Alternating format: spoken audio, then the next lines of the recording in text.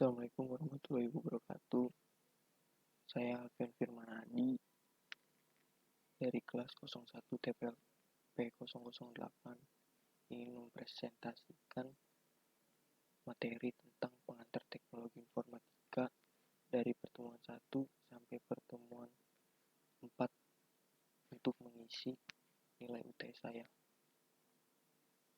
Langsung saja ke materi pertemuan pertama, yaitu pengenalan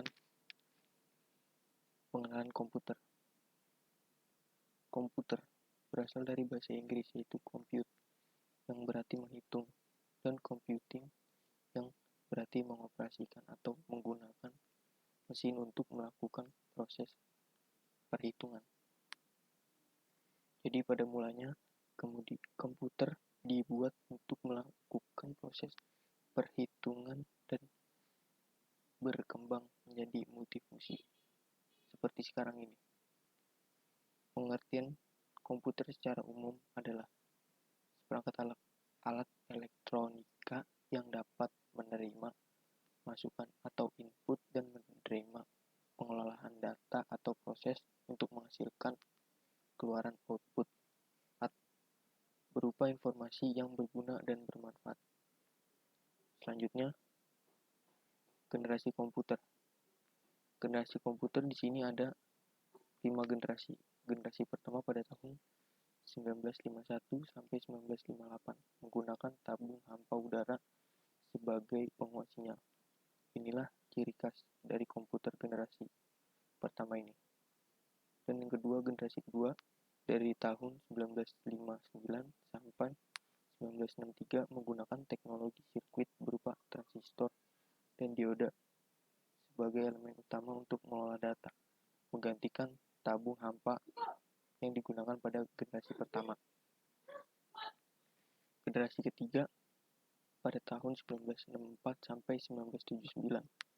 Ukuran komputer ini sudah lebih kecil dan kecepatannya semakin meningkat.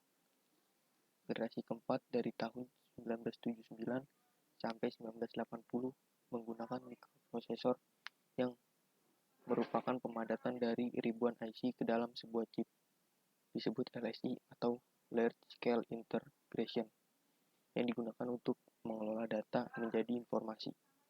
Dan generasi kelima pada tahun 1981 mungkin sampai sekarang ini. Pada tahun ini IBM memproduksi PC secara massal. Selanjutnya, klasifikasi komputer. 1. Berdasarkan tujuan. Special purpose.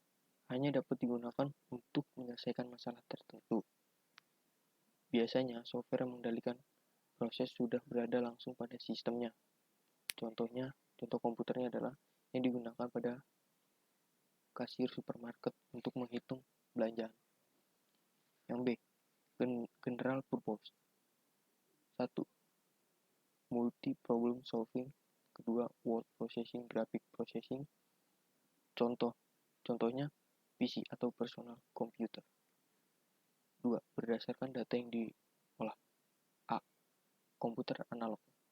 1. Cenderung lebih cepat. 2. Keluaran berupa grafik.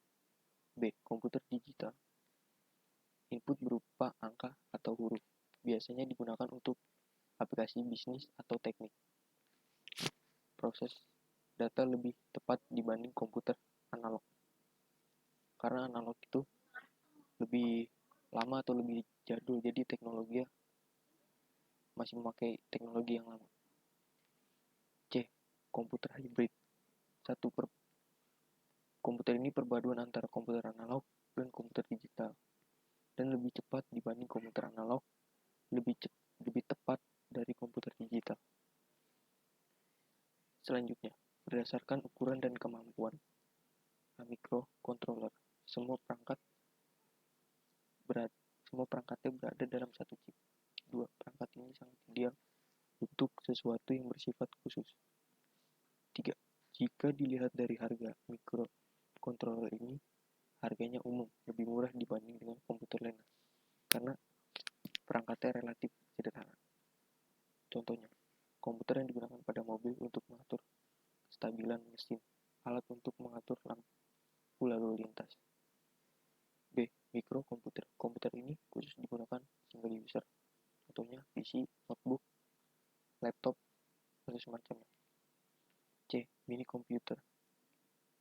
komputer ini lebih cenderung digunakan pada suatu kelompok pengguna atau pada perusahaan besar. Contohnya komputer yang termasuk ke dalam golongan ini adalah IBM AS400. 4. Tokoh pengembangan komputer. 1. Charles Babbage. 2. Lovelace Byron. 3. Herman Hollerith. 4. Von Neumann dan Alan Turing. Selanjutnya ke pertemuan kedua. Pengertian CPU.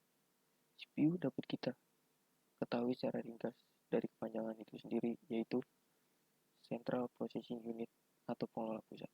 CPU diibaratkan sebagai sebuah otak dari komputer itu sendiri. Cepat atau lambatnya kinerja dari sebuah komputer cukup ditentukan oleh kualitas dan teknologi dari CPU yang digunakan. Fungsi CPU yaitu adalah melakukan operasi aritmatika dan logika terhadap data yang diambil dari memori atau dari informasi yang diberikan melalui beberapa perangkat keras. CPU hampir sama seperti kalkulator, hanya saja CPU jauh lebih kompleks dan melakukan proses pemrosesan dari instruksi yang diberikan oleh pengguna. Selanjutnya, komponen CPU terbagi menjadi beberapa macam, yaitu 1. Unit control atau control unit. Unit control ini adalah bagian dari prosesor yang mampu mengatur jalannya program. Komputer ini terdapat dalam semua CPU. Register. Register merupakan alat penyimpanan kecil yang mempunyai kecepatan akses cukup tinggi yang digunakan untuk menyimpan data atau instruksi yang sedang diproses. 3. ALU atau Arithmetic Logic Unit. ALU merupakan bagian dari CPU yang bertugas untuk melakukan operasi aritmatika dan operasi logika berdasarkan instruksinya yang ditentukan. Selanjutnya, komponen yang terdapat di CPU yaitu 1. Power supply, berfungsi untuk menyalurkan listrik ke berbagai peralatan komputer yang lainnya. 2. Motherboard, berfungsi sebagai papan sirkuit dan untuk menghubungkan setiap komponen yang ada pada komputer. Hard disk, berfungsi untuk media penyimpanan. RAM, berfungsi untuk mengelola data. Prosesor, berfungsi sebagai otak komputer. VGA, tugasnya menghasilkan tampilan secara visual. Dan ketujuh, CD-ROM untuk menyetel video atau menyimpan data melalui kaset. 8. Kabel data, menghubungkan satu komponen komputer dengan komponen lainnya. 9. LAN card atau Local Area Network, fungsinya sebagai penghubung antara komputer satu dengan komputer lainnya. 10. Kabel UTP, menghubungkan komputer satu dengan komputer lainnya. Selanjutnya, pertemuan ketiga, yaitu membahas tentang memori. Memori adalah bagian dari komputer tempat program-program dan data-data disimpan. Sering digunakan istilah store atau storage untuk memori. Meskipun kata storage sering digunakan untuk menunjuk ke penyimpanan disket, memori merupakan bagian dari komputer yang berfungsi sebagai tempat penyimpanan informasi yang harus dijaga dan diatur sebaik-baiknya mungkin. Jenis-jenis memori itu ada dua, yaitu 1. Memori internal. Memori jenis ini dapat diakses secara langsung oleh prosesor. Memori internal memiliki fungsi sebagai pengingat. Memori biasanya dibedakan menjadi dua macam, yaitu ada ROM dan RAM. Selain itu, terdapat pula memori yang disebut cache memori, CMOS, DRAM, CD-RAM, dan DIMM. 2. Memori eksternal, merupakan memori tambahan yang berfungsi untuk menyimpan data atau program. Konsep memori eksternal adalah menyimpan data bersifat tetap pada komputer aktif sejenis atau tidak. Jenis memori eksternal yaitu DASD dan SASD, puncher card, magnetic disk, dan optical disk. Selanjutnya, pertemuan keempat membahas tentang input dan output device. Input device yaitu memori biasanya terbagi dibedakan menjadi dua macam, yaitu ada ROM dan RAM. Selain itu terdapat pula memori disebut cache memori atau CMOS. Berikut ini merupakan perangkat input. Yang A, keyboard. Keyboard merupakan unit input yang paling penting dalam suatu pengolahan data dengan komputer. Mouse itu berfungsi untuk menggerakkan kursor pada desktop. C, touchpad berfungsi untuk menggerakkan kursor tetapi dengan jari kita dengan cara digerakkan. Selanjutnya, D, like pen. Like pen adalah pointer elektronik yang digunakan untuk modifikasi dan mendesain gambar dengan screen atau monitor. Yang E, graphic pads dapat membuat rancangan bangunan, rumah, mesin mobil, dan pesawat dengan menggunakan graphic pads. F, joystick. Alat ini bisa digunakan pada permainan atau game pada komputer.